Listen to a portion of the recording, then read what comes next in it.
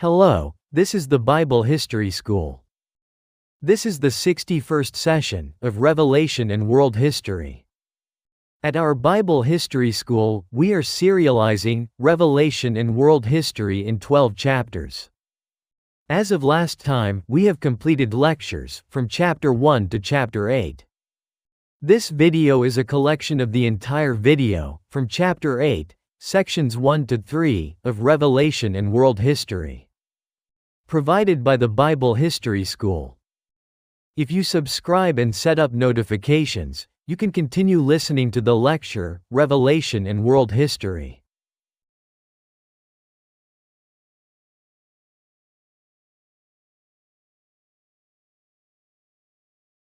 Hello, this is the 58th lecture of Revelation and World History. Last time, we finished the lectures on chapters 1 through 7 of Revelation and World History. We have finished the first half of the 12-chapter lecture series, and have now entered the second half. We covered very important themes in the interpretation of the book of Revelation. We examined the substantive identity of the two beasts, appearing in Revelation chapter 13. We also identified the figure corresponding to the beast with two horns like a lamb, namely, 666. And the community comprising the 144,000. Furthermore, we historically substantiated the relationship between Gog and Magog and Babylon. And we looked into history to find out what kind of war the Battle of Armageddon was. In this lecture, we will examine the dictator who terrorized the world.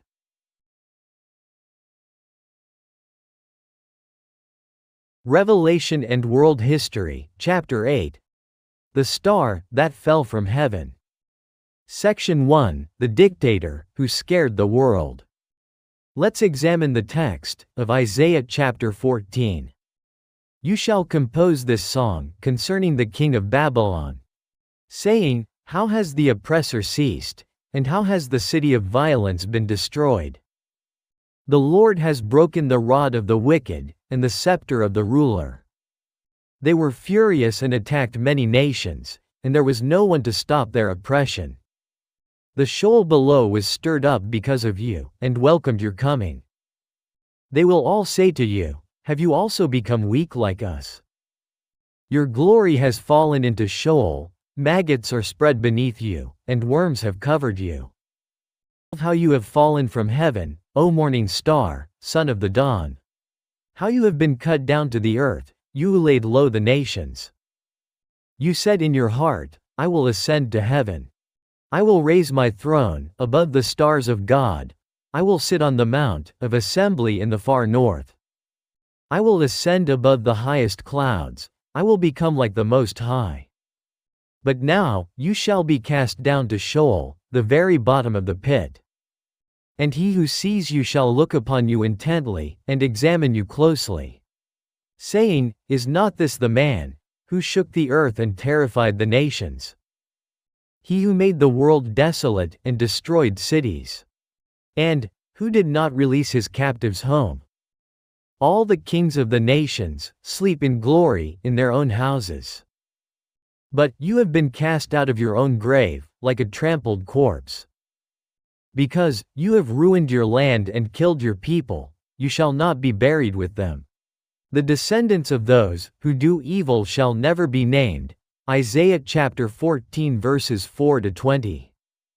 Isaiah chapter 14 contains a special song about a certain king of Babylon, mentioned alongside the destruction of Babylon in Isaiah chapter 13. It describes the miserable end of a dictator who once ruled over Babylon and the world. He is the one who shook the earth and astonished the nations. Isaiah chapter 14 verse 16. He is the one who made the world desolate, destroyed cities, and did not release those taken captive by him back to their homes. Isaiah chapter 14 verse 17. He is an evil king who not only invaded other nations, but also ruined the land of the country he ruled, and caused his own people to die. Isaiah chapter 14 verse 20. He is one who was cast out even from his own grave, like a corpse trampled after death. Isaiah chapter 14 verse 19. The book of Revelation mentions a total of 7 kings of Babylon. Revelation chapter 17 verses 9 to 10. The king of Babylon, appearing in Isaiah chapter 14, specifically designates one of these 7 supreme rulers and describes his characteristics in detail. The morning star, son of the morning, fallen from heaven. Isaiah chapter 14 verse 12. He is described as a star that fell from heaven, taking the expression, fallen from heaven, as a pretext. Many theologians have interpreted heaven here as a place existing in the celestial realm. That is, the kingdom of heaven, the space where angels exist. Therefore, Tertullian and others interpreted this as the origin of the fallen angel. We consulted Lee Sang-gun's commentary on the book of Isaiah. Old Latin translations also used the expression Lucifer, bearer of light, for this. We refer to the exposition of Isaiah chapter 14 verse 12 in the Holy Bible by the German Bible Society. However, the heaven mentioned in the text does not refer to the kingdom of heaven as a physical space. It is an expression describing the misery of the result, meaning that the power of a ruler, which once stood in a position high enough to pierce the heavens, has its authority fall to the lowest place, the bottom of the pit. Isaiah chapter 14 verse 4 clearly states that this is a song sung by singling out a certain king of Babylon. We must identify which king this refers to in history. Is the king of Babylon mentioned in the text one of the 7 kings that appear in the book of Revelation? Or, the question remains as to whether it refers to a specific king who was active in past history. We have already examined how the Babylon appearing in Jeremiah had a reign of 70 years, which exactly matches the duration of the Soviet Union's existence. If all prophecies in the prophetic books were proclaimed by the same God, we must examine the possibility that the Babylon appearing in Isaiah, just as in Jeremiah, is the same Babylon that emerged within the same historical flow. The king of Babylon that corresponds to the history described in Isaiah chapter 14 is none other than Stalin. Stalin became the supreme leader of the Soviet Union following Lenin. He became the first general secretary of the Communist Party of the Soviet Union. Stalin was the one who ushered in the era of the one-man dictator in the Soviet Union. The Soviet Union was established in December 1922 under his leadership. Afterwards, several republics were forcibly merged to form the Soviet Union, consisting of 15 republics. The one who overthrew nations, Isaiah chapter 14 verse 12. After the end of World War II, Stalin communized even Eastern Europe. In addition, North Korea was communized by Kim Il-sung, a figure put forward by Stalin. As a result, the Korean peninsula remains severed in half to this day. The communization of China in 1949, and the Korean War in 1950, also occurred during his tenure. And, the Korean War was only declared an armistice after his death in March 1953. During his rule, 1/3 of the world was communized.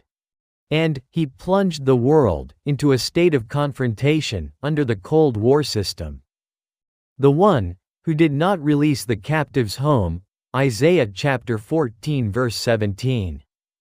During his reign, he forcibly communized several countries. He also kept them under the influence of his rule, and did not allow them to pursue an independent course. Moreover, he forcibly relocated many ethnic groups, including the Chechens, forcing them to leave the homelands where they had lived for a long time. In particular, in October 1937, about 180,000 Koreans living in Primorsky Krai were forcibly relocated to Central Asia. They stamped their citizen IDs with a residence restriction mark, preventing them from even returning to their hometowns. We consulted Go Song-mu's Koreans in the Soviet Union. Report on the forced relocation of Koreans in Primorsky Krai. Comrade Stalin, Secretary-General of the Central Committee of the Communist Party of the Soviet Union, Bolshevik Party. Comrade Molotov, Chairman of the Council of People's Commissars of the Soviet Socialist Union, top secret. The migration of Koreans from the Far East to Central Asia ended on October 25, 1937. A total of 171,781 people, from 36,442 households, were transported on 124 trains. There are approximately 700 people remaining in the Far East, Kamchatka, Okhotsk, special migrants.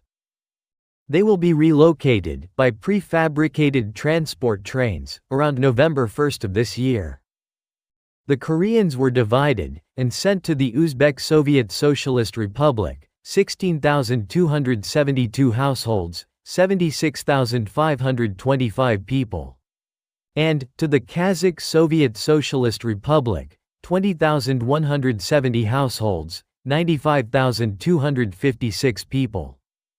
76 transport vehicles arrived and unloaded migrants in various regions, while 48 transport vehicles are en route.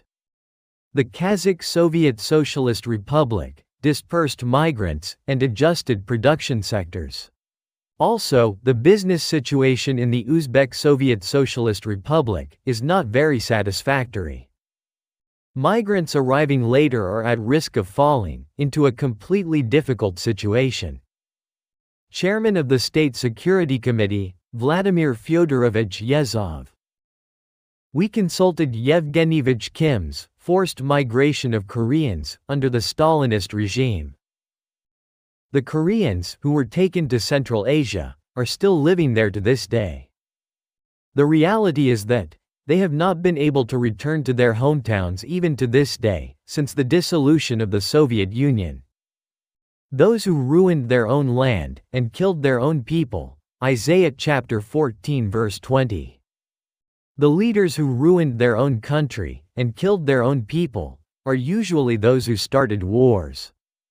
The expressions in the text primarily refer to tyrants who massacred or inflicted suffering upon their own people. During the Roman Empire, Emperor Nero could be considered a representative of this group. Nero killed his mother and wife and executed his close associates Seneca and the poet Lucian. The Great Fire of Rome in AD 64 is also generally attributed to Nero. He falsely accused Christians and burned many at the stake. We consulted Jean Gurney's The Roman Empire. For this reason, Nero is often cited as the quintessential example of a tyrant. In modern times, examples include Hitler of Germany, who started World War II, and Emperor Hirohito of Japan. By starting a war, they caused countless of their own people to die in the war. In addition, the entire country was bombed and reduced to ashes. Therefore, they can be considered those who destroyed their own countries and caused the deaths of their own people. Pol Pot of the Khmer Rouge, who turned Cambodia into a killing field. And Idi Amin of Uganda is also a tyrant who brutally massacred his own people. The text of the prophetic book mentions a king of Babylon who possesses all these forms of history. He is none other than Stalin. Stalin's reckless warfare during World War II led to the deaths of over 20 million of his own people. The following is an assessment of the situation at the time. More than half of the 26,452,000 compatriots who lost their lives in the war were peaceful citizens. Stalin and his regime must take responsibility for the failure of numerous large-scale operations. The desire to achieve only the goal, without considering the victims, led to the inevitable result of failure. About 80 million compatriots resided there, and the deaths of millions of residents, who were completely defenseless, were expected. He committed a grave sin by handing over the nation's vast territory to the enemy. This will be the most terrifying and sad part of our country's victory. In addition, Stalin executed as many as 157,593 of his own soldiers, by firing squad at military tribunals, between 1941 and 1942. The charges included fear, timidity, and arbitrary desertion from the front lines. We consulted Dmitry Antonovich's The Leaders of the Kremlin. Furthermore, during the so-called Great Purge, from 1934 to 1938, millions were executed or sent to concentration camps.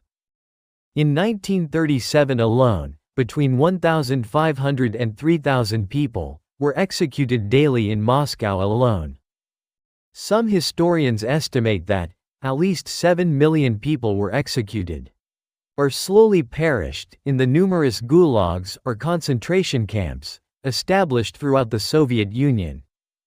Some historians estimate the number to be as high as 20 million. We consulted Brenda Haugen's Stalin, the Failed Revolutionary in the Swamp of Power. Thus, Stalin is recorded as a brutal dictator who massacred his own people. Drove from his own grave, Isaiah chapter 14 verse 19. Drove from his own grave refers to being subjected to posthumous mutilation. Stalin's body was initially embalmed, like Lenin's, and laid to rest alongside Lenin in the Red Square Mausoleum. However, his successor, Khrushchev, delivered a lengthy speech at the 20th Party Congress in 1956, denouncing Stalin's crimes in detail. We consulted Nikita Khrushchev's On the Cult of Personality and Its Consequences. Then, during the Communist Party Congress in the fall of 1961, Khrushchev strongly proposed that Stalin's body be moved. Thus, Stalin's body was exhumed from the mausoleum and buried outside the Kremlin walls. Stalin's coffin was placed in a pit and filled with tons of cement. This was intended to prevent Stalin's coffin from being moved again. We consulted Brenda Haugen's Stalin, the Failed Revolutionary in the Swamp of Power. Thus, Stalin met a tragic end. Driven from his original burial site and buried beneath the Kremlin walls. Like a trampled corpse, Isaiah chapter 14 verse 19. In the years following Stalin's death, people tore down Stalin's portraits from buildings and destroyed his statues. During the liberation movements in Poland and Hungary, countless crowds burned and trampled Stalin's portraits. We consulted Kim Hok-jun's History of Russia. Thus, the tragic end of Stalin, a brutal tyrant and dictator, was his body exhumed from its original grave and buried beneath the Kremlin walls, with even his photographs torn and trampled. We can see the astonishing fact that the description of the Babylonian Empire, recorded in the text of the prophetic books, exactly matches the actual appearance of the Soviet Empire. Through this, it has become clear that the prophecies concerning Babylon, appearing in the books of Revelation, Jeremiah, and Daniel, are prophesying about the same history. In the last lecture, we identified the identity of the seven-headed beast, rising from the sea among the two beasts appearing in Revelation chapter 13. It was the Soviet Union. The supreme leaders of the Soviet Union were Lenin, Stalin, Khrushchev, Brezhnev, Andropov, Chernenko, and Gorbachev, a total of 7 people. The Soviet Union was ruled by 7 leaders, existed for 70 years, and then disappeared. Isaiah chapter 14 records a song about a certain king of Babylon. He is Stalin, one of the 7 supreme rulers mentioned earlier. Stalin is the figure who turned 1/3 of the world into a communist state. He was a dictator who purged or caused the deaths of tens of millions of his own people. In the next lecture, we will examine Chapter 8, Section 2, the dictator's policy of idolization. It was the Bible History School.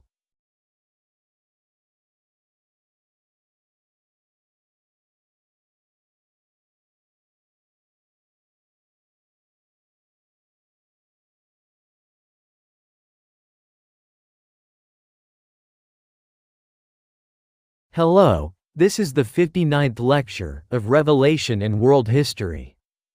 Last time, we finished the lectures on chapters 1 through 7 of Revelation and World History. We have finished the first half of the 12-chapter lecture series and have now entered the second half. We covered very important themes in the interpretation of the book of Revelation. We examined the substantive identity of the 2 beasts, appearing in Revelation chapter 13. We also identified the figure corresponding to the beast with 2 horns like a lamb, namely, 666. And the community comprising the 144,000. Furthermore, we historically substantiated the relationship between Gog and Magog and Babylon. And we looked into history to find out what kind of war the Battle of Armageddon was. In this lecture, we will examine the dictator's policy of idolization.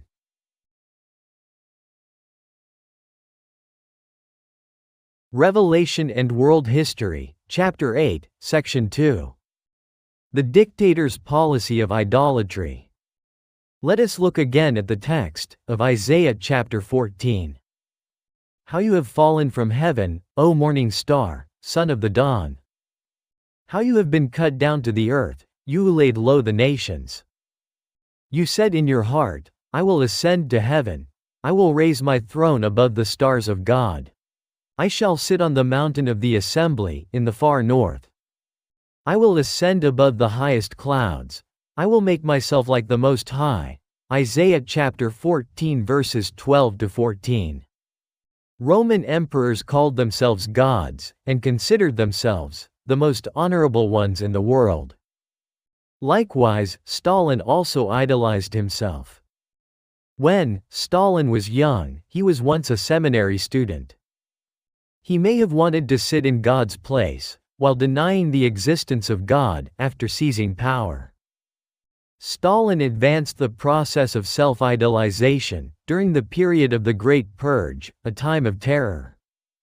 His reign of terror made people swear allegiance to him, at least outwardly. It also made it impossible for the people to conduct themselves any other way than to worship him. In 1938, Stalin ordered the Central Committee to publish the biography of Stalin. By highlighting the fact that Stalin himself was a great leader, it sparked a fervor of Stalin worship. The 18th Party Congress was held in January 1939. The party organizing committee also prepared a song, titled, Long Live Comrade Stalin, our leader, teacher, and friend. We consulted Robert Service's Stalin, Power of Steel. The phenomenon of a personality cult surrounding Stalin had already begun even before that.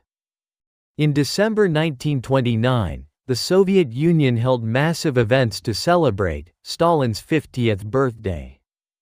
Thousands of congratulatory letters poured into the Kremlin, not only from state officials, but also from ordinary citizens. The state organ, Pravda, published a special supplementary edition, featuring an article praising Stalin in exaggerated language. It praised Stalin using terms such as, dear leader, great and extraordinary genius, man of steel, and cornerstone of the Bolshevik Party. We consulted Tomos Hubler's A History of the World Through Figures, Stalin. Furthermore, on December 19, 1939, around Stalin's 60th birthday, Pravda published the following article: "There is no name on earth comparable to Stalin. Stalin shines brightly, like the torch of freedom. Furthermore, it flutters like a flag of struggle for millions of workers around the world. Stalin is the Lenin of the present. Stalin is the brain and heart of the party. Stalin is the banner of millions fighting for a better life." We consulted Richard Overy's Dictators, Hitler versus Stalin. Furthermore, Stalin even falsified his own photographs to accelerate the process of his idolization. The following is an excerpt from a book by the French author Alain Joubert, The Idolatry of Stalin. An article praising Stalin was published in the December 21, 1929, issue of the Pravda newspaper. Pravda published an article celebrating the 50th birthday of Iosif Vissarionovich Djugashvili, a Bolshevik from Georgia. He has long enjoyed using the name Stalin, that is, Man of Steel. He is the person who was elected General Secretary of the Communist Party 7 years ago. In other words, he was elected as the de facto head of state of the Soviet Union. The numerous large headlines and massive portrait photographs were unparalleled for anyone else. Fanatical praise was written across several columns. It was right from that moment that the phenomenon of nationwide obedience and admiration began to appear. Compared to the events that occurred in the years that followed, this level could be considered still modest. Superlative expressions, exaggerated praise, and endlessly repeated slogans were rampant. It evoked images of overflowing worship of a god and collective prayer. Various pamphlets and books were repeatedly printed, reaching 500,000 copies. Across the nation, a crowd of enthusiastic and flattering sycophants numbered in the millions. In this way, the life of the father of the people was fabricated from beginning to end. All manner of false historical documents, indispensable for making the allegory believable, were created as needed. Various types of photographs were altered and mass reproduced. The dictator's face was hung everywhere, from government offices to even small houses. The slavish submission and worship of this new idol soon reached its peak. Later, several Russians were dragged to correctional labor camps and sentenced to 5 years in prison, simply for inadvertently tearing up a newspaper containing a photograph of Stalin. It is no exaggeration to say that all the photographs circulating in history books were altered. Under Stalin, propaganda photography had become a full-fledged industry. Furthermore, photographs boasting of achievements in major construction projects or industrial endeavors were displayed everywhere. However, hidden behind this facade was the largest forced labor camp, one that no civilization had ever created. We consulted Alain Joubert's The History of Political Power and Information Manipulation. Stalin devoted such fervent effort to the process of personal idolization. However, upon his death, his successor Khrushchev launched the de-Stalinization campaign. Upon Stalin's death, he was expelled even from the grave, where he had originally shared it with Lenin, and moved outside the Kremlin. He also met a miserable end, with his statues destroyed, and his photographs burned. And he who sees you will look at you intently and examine you closely, saying, "Is this not the one who shakes the earth, who terrorizes the nations, who lays waste the world, who destroys cities, and who does not release his captives home?" Isaiah chapter 14 verses 16 to 17. During the Cold War, the people of non-communist countries were wary of the Soviet Union's policy of communist expansion. One reason for this may be the fear caused by Stalin's reign of terror. Those who witnessed Stalin's Great Purge had a strong perception firmly established in their minds that communist politics is synonymous with dictatorship and coercive rule by the secret police. But now, you shall be cast down to Sheol, to the very bottom of the pit. Isaiah chapter 14 verse 15. Those who witnessed the history of the 20th century would earnestly hope that dictators like Hitler and Stalin would never appear again in human history. Even Khrushchev, one of the Soviet Union's top leaders, placed Stalin's coffin in a pit beneath the Kremlin walls and filled it with tons of cement. This was likely intended to ensure that he would never again emerge from the grave into the human world. We consulted Brenda Haugen's Stalin, a failed revolutionary trapped in the swamp of power. We can see the astonishing fact that the description of the Babylonian Empire, recorded in the text of the prophetic books, exactly matches the actual appearance of the Soviet Empire. Through this, it has become clear that the prophecies concerning Babylon, appearing in the books of Revelation, Jeremiah, and Daniel, are prophesying about the same history. In the last lecture, we identified the identity of the seven-headed beast rising from the sea among the two beasts appearing in Revelation chapter 13. It was the Soviet Union. The supreme leaders of the Soviet Union were Lenin, Stalin, Khrushchev, Brezhnev, Andropov, Chernenko, and Gorbachev, a total of 7 people. The Soviet Union was ruled by 7 leaders, existed for 70 years, and then disappeared. Isaiah chapter 14 records a song about a certain king of Babylon. He is Stalin, one of the 7 supreme rulers mentioned earlier. Stalin is the figure who turned 1/3 of the world into a communist state. He was a dictator who purged or caused the deaths of tens of millions of his own people. In the next lecture, we will examine Chapter 8 Section 3, Kim Il-sung and Stalin. It was the Bible History School.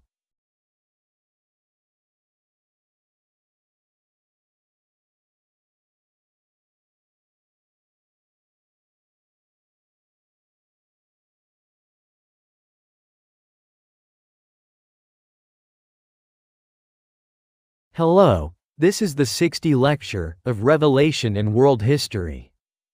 Last time, we finished the lectures on chapters 1 through 7 of Revelation and World History. We have finished the first half of the 12-chapter lecture series and have now entered the second half.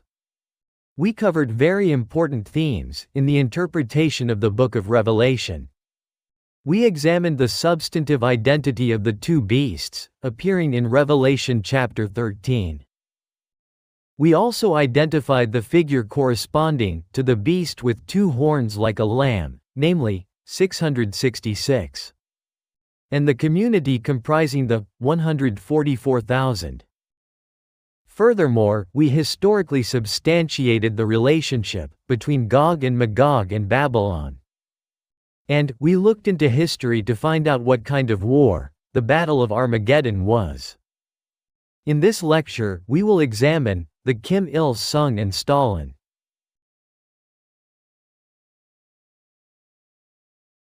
Revelation and World History, Chapter 8, Section 3. Kim Il-sung and Stalin. One misunderstanding regarding the Book of Revelation among Bible readers is that they equate the being who destroys 1/3 of mankind with the one who bears the number of the name 666. 2 beasts clearly appear in Revelation chapter 13. One is the beast rising from the sea, that appears in Revelation chapter 13 verse 1. And the other is the beast rising from the earth, that appears in Revelation chapter 13 verse 11. The beast rising from the sea has 7 heads. This refers to the 7 supreme leaders of the Soviet Union. There are 7 of them: Lenin, Stalin, Khrushchev, Brezhnev, Andropov, Chernenko, and Gorbachev.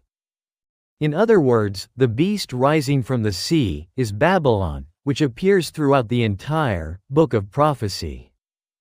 Jeremiah chapter 25 verse 11, and Daniel chapter 9 verse 2, foretell that Babylon will reign for 70 years. The Soviet Union was formed by Stalin in 1922 and dissolved during Gorbachev's tenure in 1991. It existed for exactly 70 years. Stalin is one of the 7 supreme rulers of the beast rising from the sea, that is, one of the 7 heads. The beast rising from the earth, appearing in Revelation chapter 13 verse 11, is a beast with 2 horns, like a lamb. It is a nation that gained power from the Soviet Union, which is the beast rising from the sea. This refers to Kim Il-sung of North Korea, who gained power through Stalin of the Soviet Union. Kim Il-sung is one of the 2 horns, destined to rule the beast nation that rose from the earth. The sum of the numbers in the names of the 2 rulers of North Korea, Kim Il-sung and Kim Jong-il, is 666. The statement that 1/3 of humanity is killed refers to the fact that regions accounting for approximately 1/3 of the entire globe and about 1/3 of the world's population came to live in communist countries. Russia was first communized by Lenin in 1917. And in 1922, the Soviet Union was established by Stalin. With the end of World War II, Eastern Europe and North Korea became communist. Furthermore, it refers to the fact that China, Cuba, Vietnam, and others became communist states, resulting in approximately 1/3 of the world's population becoming communist. Stalin is particularly emphasized because he was the figure who spearheaded the establishment of the Soviet Union. The process of Eastern Europe, North Korea, and China becoming communist all took place during the period when Stalin was ruling. That is why he is specifically referred to as one who shakes the earth, who terrorizes the nations, who lays the world to waste, and who destroys cities. Isaiah chapter 14 verses 16 to 17. On the other hand, Kim Il-sung was not a figure who instilled fear in the entire world, but rather a figure who caused turmoil in the Korean Peninsula, the land to which he belonged, and persecuted Christians within the territory he ruled. He started the Korean War. The North Korean Church was called the Jerusalem of the East, even during the Japanese colonial period. During the era of Kim Il-sung's rule, not a single official chapel was left standing, they were all destroyed or forced to close. The image of the beast refers precisely to the fact that Kim Il-sung himself was idolized, just as Stalin had previously idolized himself. Kim Il-sung followed suit with the same actions. Revelation chapter 13 verse 15 states, "All who would not worship the image of the beast were put to death." This indicates the fact that, at least in North Korean society, there is no other god but Kim Il-sung. In North Korea, anyone who officially claimed to be a Christian was either killed or purged, resulting in the complete annihilation of the church. In the 2,000-year history of Christianity, there is no other history of persecution in which Christians were wiped out in a single country except in North Korea. Following Kim Il-sung, his son Kim Jong-il became the supreme leader of North Korea. Even after Kim Il-sung's death, he left vacant the positions of President of the Democratic People's Republic of Korea and General Secretary of the Workers' Party of Korea, which Kim Il-sung had held until his passing. He also practiced a so-called rule by last will, governing by prioritizing Kim Il-sung's dying instructions. We referred to Kim Hak-jun's 50 Years of North Korean History. Furthermore, they observed the birthday of the deceased Kim Il-sung as the Day of the Sun. which demonstrates the epitome of idolization. We referenced Wang Zhangyap's "Sunshine that sides with darkness cannot illuminate the darkness." The Soviet Union, one of the two beasts, forming a crucial axis in the fulfillment of the Book of Revelation, has already completed its lifespan of 70 years, and it disappeared. The history that remains now as the fulfillment of the prophecy is the end of the regime, ruled by the Kim Il-sung family in North Korea. That time is not far off. The Lord of Hosts has sworn, saying, "What I have planned will surely happen. And what I have planned will surely be accomplished." Isaiah chapter 14 verse 24. We can see the astonishing fact that the description of the Babylonian Empire, recorded in the text of the prophetic books, exactly matches the actual appearance of the Soviet Empire. Through this, it has become clear that the prophecies concerning Babylon, appearing in the books of Revelation, Jeremiah, and Daniel, are prophesying about the same history. In the last lecture, we identified the identity of the seven-headed beast, rising from the sea among the two beasts appearing in Revelation chapter 13. It was the Soviet Union. The supreme leaders of the Soviet Union were Lenin, Stalin, Khrushchev, Brezhnev, Andropov, Chernenko, and Gorbachev, a total of 7 people. The Soviet Union was ruled by 7 leaders, existed for 70 years, and then disappeared. Isaiah chapter 14 records a song about a certain king of Babylon. He is Stalin, one of the 7 supreme rulers mentioned earlier. Stalin is the figure who turned 1/3 of the world into a communist state. He was a dictator who purged or caused the deaths of tens of millions of his own people. In the next lecture, we will examine chapter 9, the sins of the Korean Church. It was the Bible History School.